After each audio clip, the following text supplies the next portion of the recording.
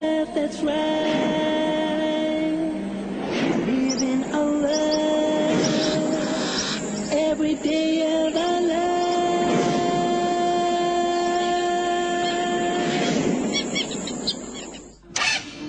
Do you think Islam is like Hinduism? Prove it to me. Do you think it's like Christianity? Do you think it's like Judaism, Buddhism? It's not.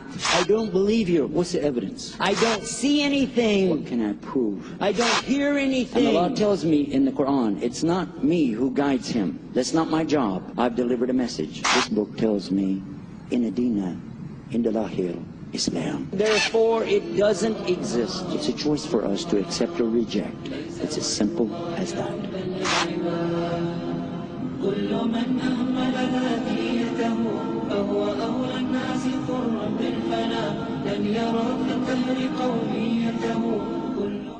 بسم الله الحمد لله والصلاة والسلام على رسول الله وعلى آله وصحبه أجمعين. أشهد أن لا إله إلا الله وحده لا شريك له وأشهد أن محمدا عبده ورسوله ما بعد. السلام عليكم.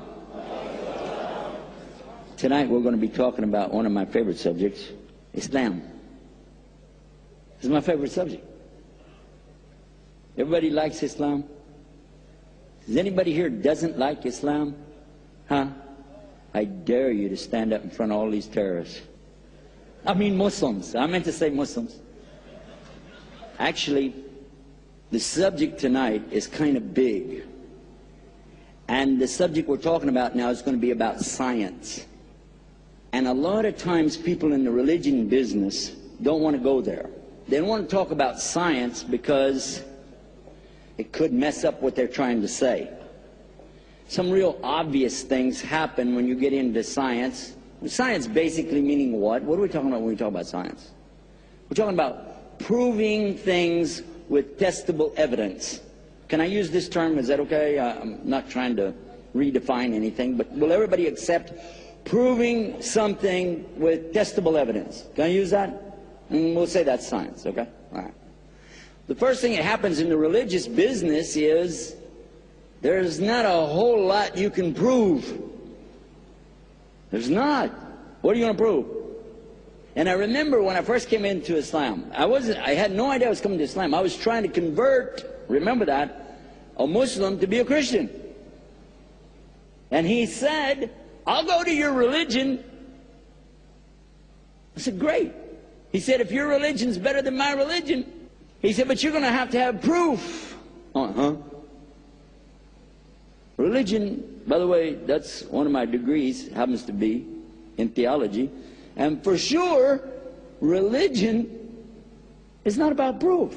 It's about faith. Faith. You got to have faith, you know, like that. Not about proof. What is that? I said, faith is religion. He said, no. In Islam, we have both. I said, both? How can you have both? How can it be that you're going to tell me that you have faith and proof? How? And then I challenge him, are you going to tell me you can prove there's a God? Now stop and think. What kind of question did I just ask him? What?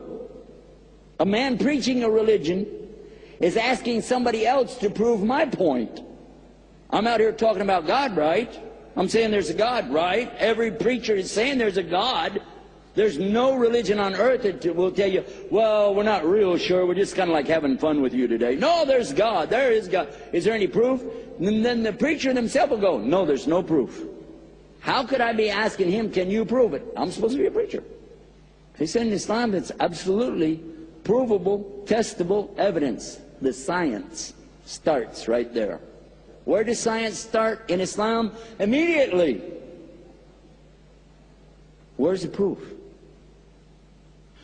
Huwa alladhi khalaqa as-samawati wal ard. He's the one who created the heavens and the earth. Al-Khaliq. In Arabic, the creator. No scientist wants to start with that. Creator? No. Well, logical conclusion, testable evidence, go back to science. If there's a creation, there has to be a creator, yes or no? Yes or no? I just want to know that. If there's a creation, there's a creator, yes or no? Okay. So ask a scientist, isn't that true? If there's a creation, there's a creator? He'll say, no. You say, why? He said, there's no creation. Well, what's this? What's what? What's in front of you? Don't you see anything? Now, if you go to philosophy, anybody know what's philosophy? What's philosophy? Oh. Philosophy, my limited knowledge, right? But it seems to me philosophy is proving you don't exist anymore. Because that's one of the things they ask you. Can you prove you exist? That's philosophy for you, huh? I know I don't want that. Say, you can't prove you exist? Are you sure? What if I walk up and smack you? And you go, hey, I don't exist. I don't like that deal. Testable evidence. Is there a creation? Yes or no? Let's solve that tonight. It's hot up here. Excuse me. Everybody's got your eyes open, right? Do you see anything around you? Okay, then it's there. Can we accept that? If you see stuff in front of you, I'm going to say it's there, all right? And if you hear something, is anybody here right now you can't hear what I'm saying? Now, that's a real stupid question, isn't it? Huh? Come on, think about it. Is anybody here cannot hear me? Duh. So if you can see and you can hear, that's something, yes or no? All right, so we're going to use that for testable evidence. Do you see anything? Yes. Do you hear anything? Yes. Therefore, something is there. So it exists. Do you accept existence? Okay, I accept that. Now we want to talk about where did it come from. Well, everybody knows human beings came from monkeys. What? We did. Okay, easy one for you. This easy. I'm not going to stretch your brain too hard. You're going to tell me we came from monkeys. How does it work? This is evolution. What is evolution? Evolution means something evolves. It's at one stage, and then it evolves to another stage. By the way, most religions don't accept evolution. Religions don't accept evolution. Evolving from this to this. They said, there's this big mass, a rock, floating in space, and it blew up. What made it blow up? I don't know. When did it blow up? I don't know. How did it blow up? I don't know. What was it before it was a rock? I don't know. But you're telling me evolution. So the rock must have come from something else. I don't know. But anyway, there was a rock. All right. And it blew up. And it blew up. Okay. And then everything happened after that. Oh, really? Everything come from a blowing up. All right. Just trying to get the idea how it works. And from the blowing up came stars. How did that happen? From the blowing up. Excuse me. I don't want to bother you with your thinking, but we're Muslims. And you can pick up any newspaper or listen to any television channel on earth, and you will find we're the experts on blowing up, okay? So don't tell us about blowing up. When you blow something up, is it a mess or it's real nice? Which one? Organized or mess? Okay, I'm going to use the word chaos, meaning big mess. Chaos or organization? Okay, just real slow. Blowing up. Chaos, organization. Which one? Okay. But just to be real sure, in case you forgot, look out with your eyes. Look out as far as you can see at night, especially, and look at the stars. Is it pretty? It's so beautiful.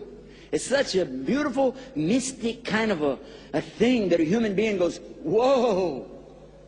It's so overwhelming that a young boy will like to take his new wife, his bride out, his girl, and take her out just to look at the stars. They do it all the time because it's so romantic. It's so, you're just looking at a bunch of fires. If all you believe in is this, what you said, evolution, those are just fires, man. Just light some matches and get excited. But no. You like to look at those, and there's patterns in there. Are there patterns or no? Do people follow those patterns and figure out how to go from A to B? Yes or no? Okay. So there's something of organization, and it came out of a blowing up. Amazing.